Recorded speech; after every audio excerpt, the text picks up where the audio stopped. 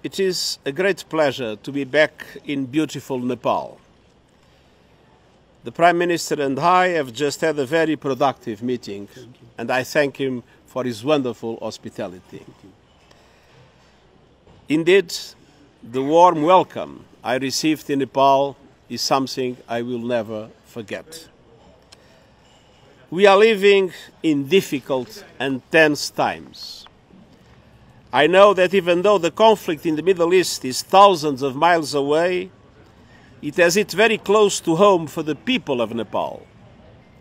I extend my deepest condolences to the families of the 10 Nepalese students killed in the terror attacks by Hamas in Israel on 7 October, and my best wishes for the safe return of Mr. Bipin Joshi, who is missing.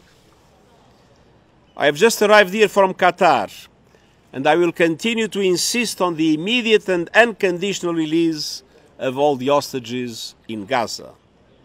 And I repeat my utter condemnation of the appalling attacks perpetrated by Hamas. There is no justification ever for the killing, injuring, and abduction of civilians. The situation in Gaza is growing more desperate by the hour. I regret that instead of a critically needed humanitarian pause supported by the international community, Israel has intensified its military operations. The number of civilians who have been killed and injured is totally unacceptable. All parties must respect their obligations under international humanitarian law. That law emerged from the tragedy and awful experiences of war. I've always been consistent in my call for strict compliance of the well-established principles and rule of international humanitarian law. The protection of civilians is paramount. The laws of war establish clear rules to protect human life and respect humanitarian concerns. Those laws cannot be contorted for the sake of expedience. The world is witnessing a humanitarian catastrophe taking place before our eyes.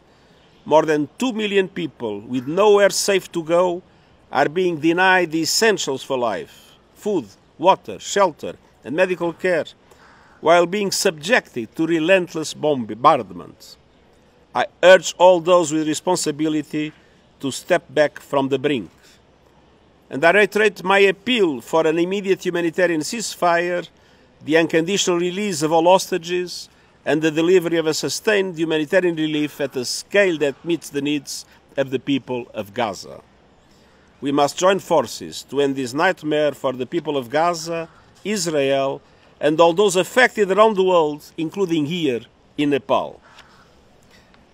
Ladies and gentlemen, I'm here in Kathmandu to strengthen the deep friendship and cooperation between Nepal and the United Nations.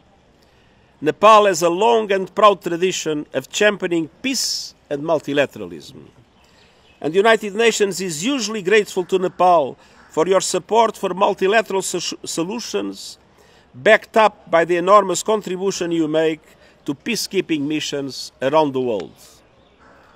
Nepal's progress over the past 20 years has been astonishing. You have become a republic, established peace, and surround yourselves behind the Sustainable Development Goals and climate action. And there is more to come. The next few years will be decisive as Nepal prepares to graduate from least developed country status and as it embarks on the final stages of the peace process with transitional justice. Transitional justice must help to bring peace to victims, families, and communities. And the United Nations stands ready to support Nepal to develop a process that meets international standards, the Supreme Court's rulings, and the needs of victims, and to put it into practice. Nepal is also caught in a blizzard of global crises not of its making. The aftermath of the COVID-19 pandemic, inflation caused by the international economic situation, and the enormous threat posed by climate chaos. Much more international action is needed. Developed countries must step up to support sustainable development and help developing economies, including Nepal, to tackle the climate crisis.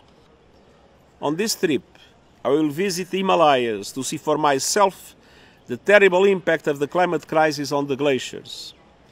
The situation is dire and it is accelerating. Nepal has lost close to a third of its ice in just over 30 years, and glaciers are melting at record rates. The impact on communities is devastating, and I will meet local people in the Himalayas to hear directly from them about how they are affected. I will travel to Pokhara and to Lumbini to reflect on the Lord Buddha's teachings of peace and non-violence, which are more relevant than ever in our deeply troubled world. And I want to explore how the United Nations and Nepal can work together even more to solve problems, boost prospects, and improve international support. Because Nepal is a friend of the world, and so the world must be a better friend to Nepal. Working together, we can make that a reality, and I thank you.